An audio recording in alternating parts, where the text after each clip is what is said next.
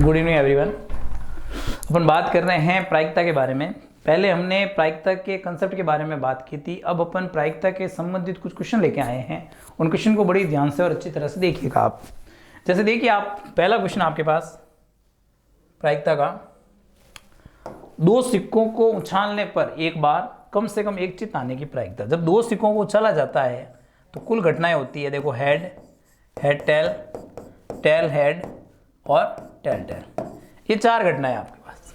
ये चार में से कम एक बार चित्त हो, मतलब कम से कम एक बार। अब एक बार चित्त कहाँ दिख रहा है? देखो ये रहा, हेड टेल, टेल हेड। फिर दो बार चित्त, हेड हेड।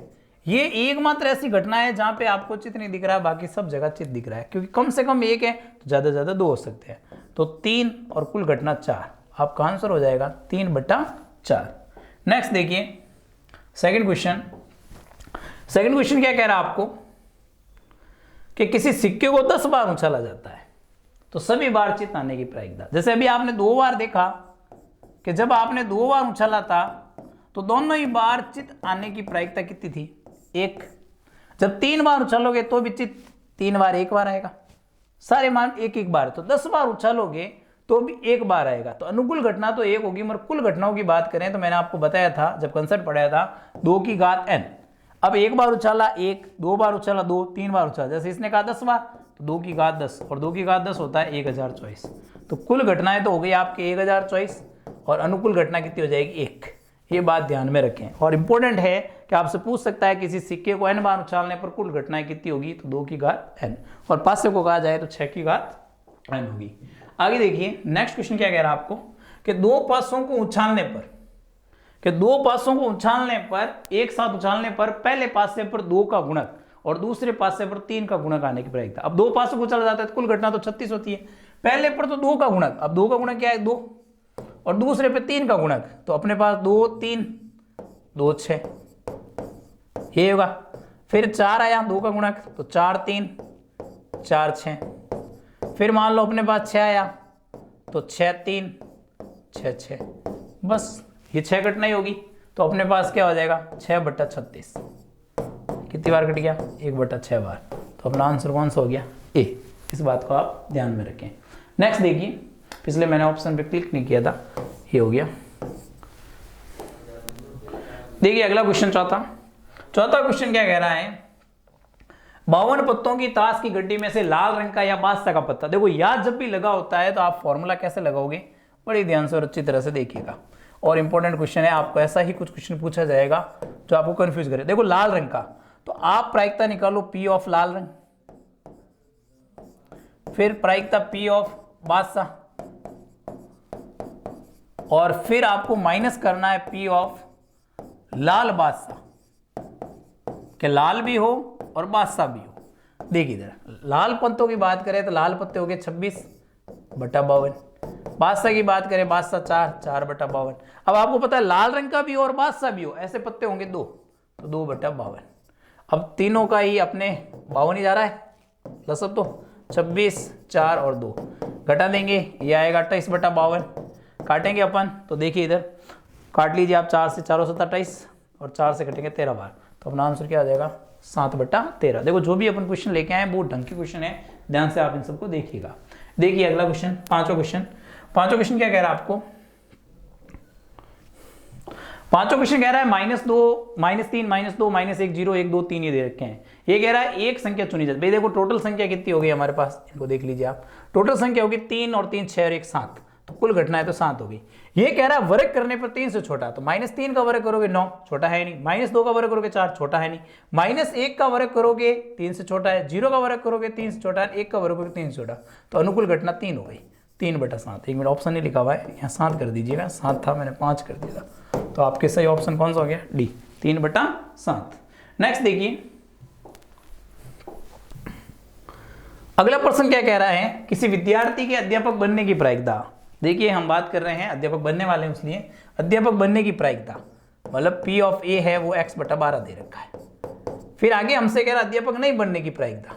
नहीं जब आता है तो डैश लगाते हैं 1/3। हमें पता है इन दोनों का जब योग किया जाता है P ऑफ A और P ऑफ A डैश, तो मान होता है 1। तो x/12 + 1/3 = 1। हम इसको हल करेंगे, एलसीएम आएगा 12, तो यहाँ तो x रहेगा, यहाँ 3 का ये 4 रहेगा, ये 1, तो x प्लस 4 बराबर 12, तो x बराबर 12 माइनस 4 कितना हो गया 8। तो आपके पास x का मान कितना हो गया 8 हो गया। इस बात को ध्यान में रखें, ठीक है।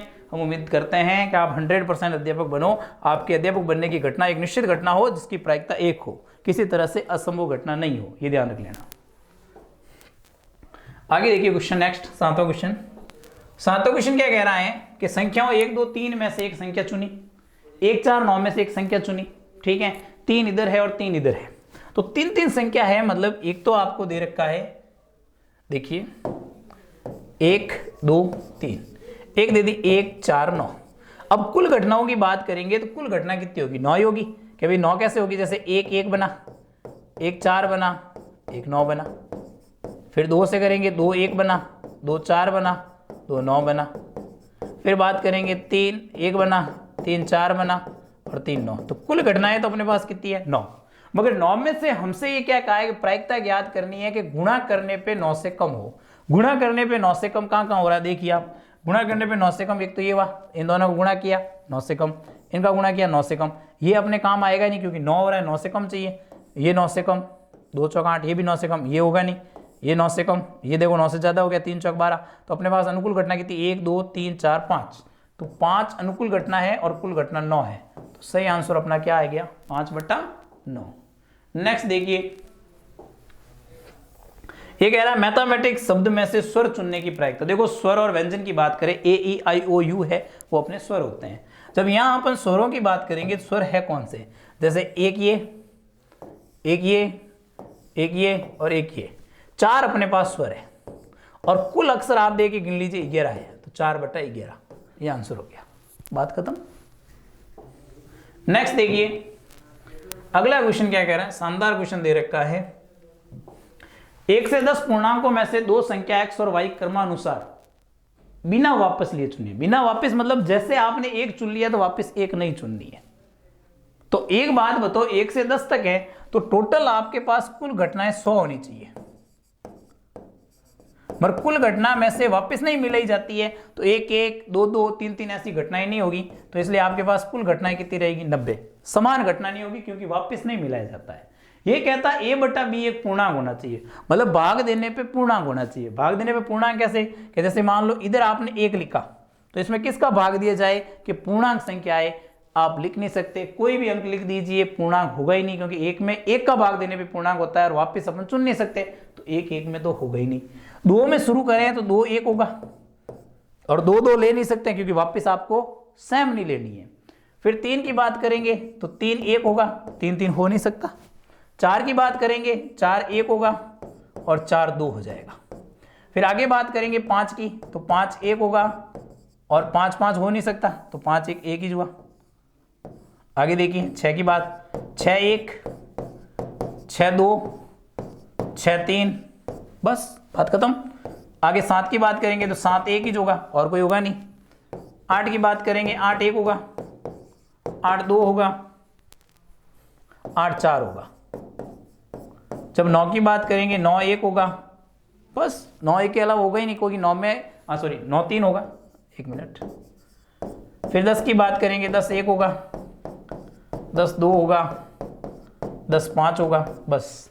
अब आप देखिए ये टोटल घटनाएं कितनी हुई हमारे पास। टोटल घटनाओं की बात करें 1 2 3 4 5 6 7 8 9 10 11 12 13 14 15 16 17, टोटल घटनाएं हो गई अनुकूल 17 और कुल घटनाएं हो गई 9, तो अपनी प्रायिकता आ गई 17/9। इट्स ऑल्सो इंपॉर्टेंट क्वेश्चन, ध्यान रखना। गलती यहां पर ये होगी कि आप समान अंक ले लोगे और कुल घटनाएं 100 कर दोगे, एक गलती है, वापस नहीं मिलाना है। नेक्स्ट देखिए अगला सवाल क्या कह रहा है कि एक वर्ष में यादृच्छिक एक माह चुना जाता है, इस माह के जनवरी या फरवरी होने की। अब जनवरी और दिसंबर में कोई है नहीं कॉमन, साल में महीने कितने होते हैं भाई, क्या 12, और 12 में से जनवरी और फरवरी कितने हो गए 2, तो प्रायिकता कितनी आ गई 1/6। कंफ्यूजन हो जाता है कि एकदम ऐसे कैसे दे दिया सवाल को, या लगा दिया, मगर दोनों में कोई ऐसा कॉमन नहीं है, इसलिए अपन ने बात कर ली सीधी सी। 2 महीने हो गए, टोटल 12 महीने हो गए। अगला देखिए क्वेश्चन 11वां कहता है कि 3 मीटर इंटू 2 मीटर माप के आयताकार क्षेत्र में, मतलब एक आयताकार क्षेत्र दिया आपको, ऐसे एक आयताकार क्षेत्र दिया जिसका माप है 3 मीटर इंटू 2 मीटर, फिर कहता है एक पासा उछाला जाता है, इसकी क्या प्रायिकता है? एक पासा 1 मीटर व्यास वाले वृत्त के अंदर गिरे, मतलब इसके अंदर एक वृत्त दे रखा है जिसका व्यास 1 मीटर है, तो त्रिज्या कितनी होगी? आधा। आपने पासा उछाला, पासा इसके अंदर गिरने की क्या प्रायिकता होगी? जब ऐसी प्रायिकता आपको ज्ञात करनी हो तो प्रायिकता ज्ञात करने का सीधा सा फॉर्मूला है कि अनुकूल क्षेत्र है वृत्त तो उसका क्षेत्रफल लिखो, और कुल है आपका आयत तो आयत का क्षेत्रफल लिखो। अब आप देखते हो वृत्त का क्षेत्रफल हो गया पाई आर स्क्वायर, इसका हो गया लंबाई गुणा चौड़ाई। अब आप यहां पर ये देखोगे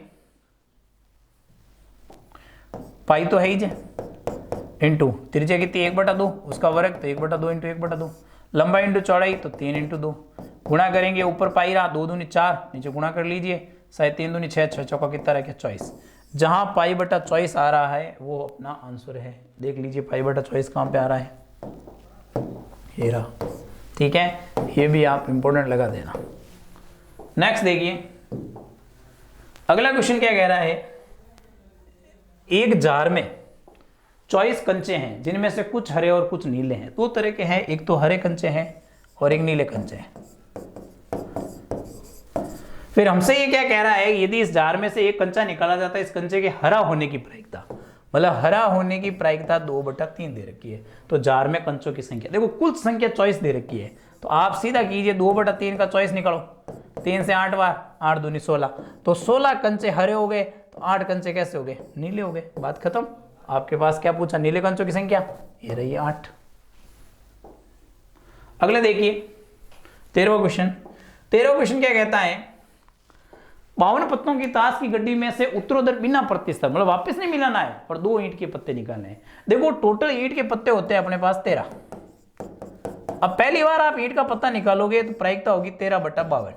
अब वापस नहीं मिलोगे तो पत्ता तो एक खींचा जाएगा, तो एक खींचा जाएगा, पत्ते कितने बचेंगे? 12, और कुल कितने हो जाएंगे? 51। अब देखो तो 12/51 काटे अपन, 13 से ये 4 बार, 4 से ये 3 बार, और 3 से ये 17 बार, तो अपना आंसर आ गया 1/17।